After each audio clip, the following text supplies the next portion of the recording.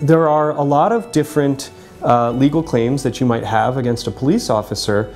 Not all of them involve a lot of money. If you're subjected to an unconstitutional stop and frisk, and you sue and you win, there's not a lot of money involved because the law doesn't deem this as something that deserves a substantial amount of compensation, even though there's all sorts of indignities and privacy invasions involved. There's just not a lot of money on the line.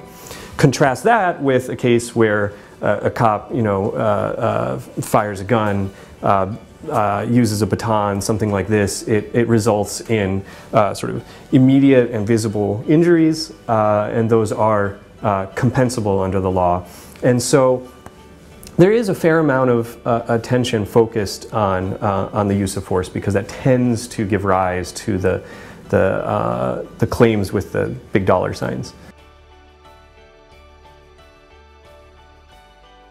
It's more common, though, that a municipality would be buying this kind of coverage bundled with their general liability policies. So it will be a rider sometimes, or sometimes it's fashioned as a separate policy, but it's usually purchased at the same time and from the same insurance company from which they purchase auto insurance and other kinds of coverage.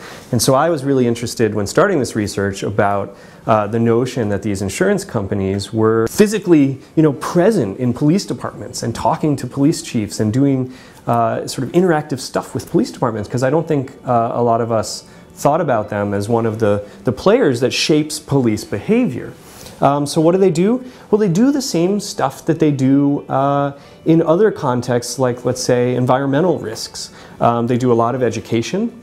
So they're constantly sending out literature, newsletters, emails with, in this context, it's information about recent court decisions that maybe change the allowable amount of force or something like this.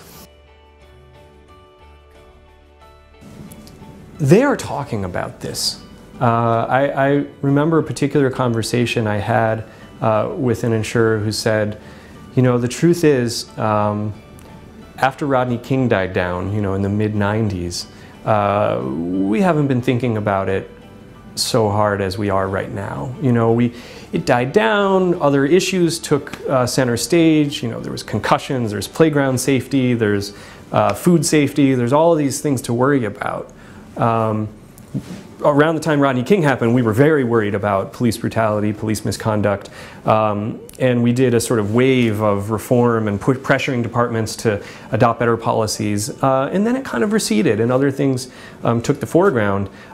It's back in the foreground now, and we are thinking about this very hard, and insurers around the country are very concerned about police liability. Chicago, New York, LA, these cities are self-insured. They're not having insurers looking over their shoulders doing all the stuff that we've been talking about. But that doesn't mean that there's nothing for them to learn from the insurance perspective. I think insurers approach these issues from a risk management perspective that is very proactive. It's not all about reacting to harms. You hear a lot, I think, from police activists about punishing the officers, revealing misconduct that may have been buried. All that is definitely important. That's definitely a part of the picture.